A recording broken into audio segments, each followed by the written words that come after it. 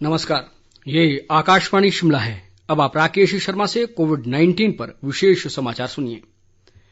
Corona संक्रमण को देखते हुए आपसे अपील है कि लापरवाही न बरतें और इन आसान उपायों का पालन कर सुरक्षित रहें।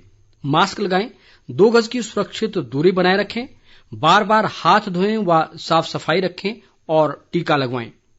लोगों को कोविड से संबंधित जानकारी देने और उनके मार्गदर्शन के लिए राष्ट्रीय हेल्पलाइन कार्यरत है।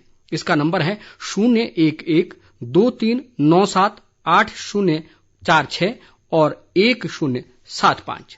इसके अलावा हिमाचल प्रदेश में लोगों को कोविड संबंधी जानकारी देने और उनके मार्गदर्शन के लिए 104 हेल्पलाइन नंबर कार्यरत है।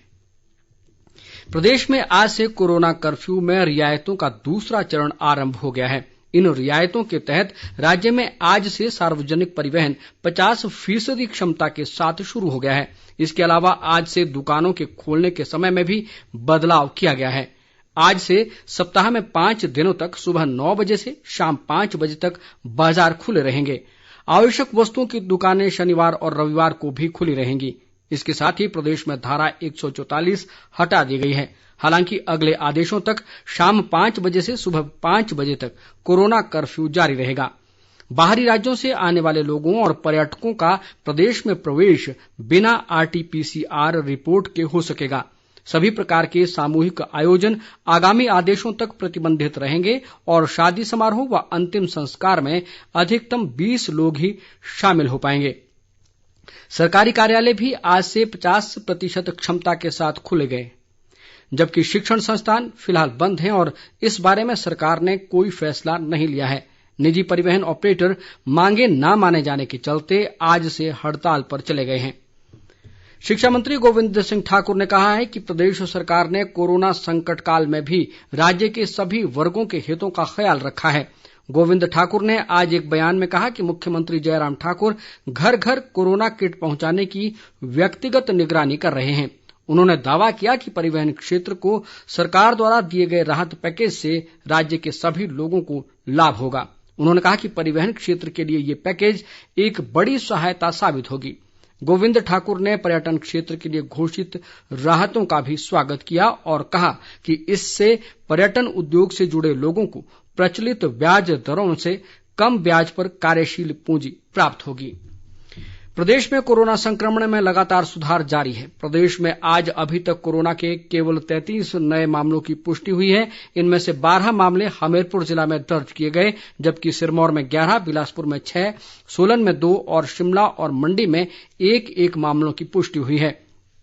इसके साथ ही राज्य में कोरोना पॉजिटिव मामलों की संख्या बढ़कर 1,98,583 हो गई है। इनमें से 4,158 मामले सक्रिय है। प्रदेश में आज 648 कोरोना से स्वस्थ हुए।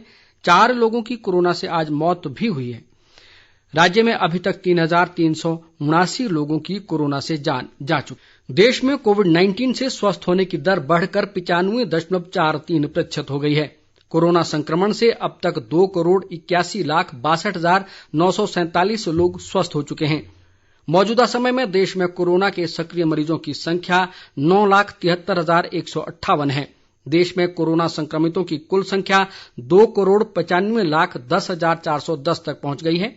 बीते 24 घंटों के दौरान 1,19,501 लोगों ने कोरोना को मात दी, जबकि इस दौरान 70,421 नए मामलों की पुष्टि हुई है। देश में अब तक कोरोना संक्रमण से 3,74,305 लोगों की मौत हो चुकी है। पिछले कल 3,921 लोगों की कोरोना से मौत हुई है।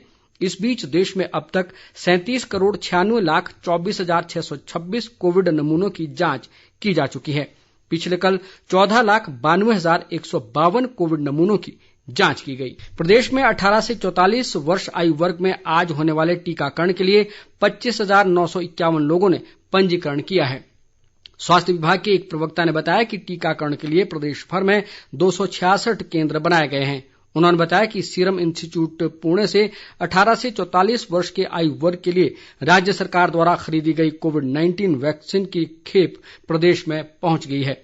इसी के साथ ये समाचार बुलेटिन समाप्त हुआ। नमस्कार।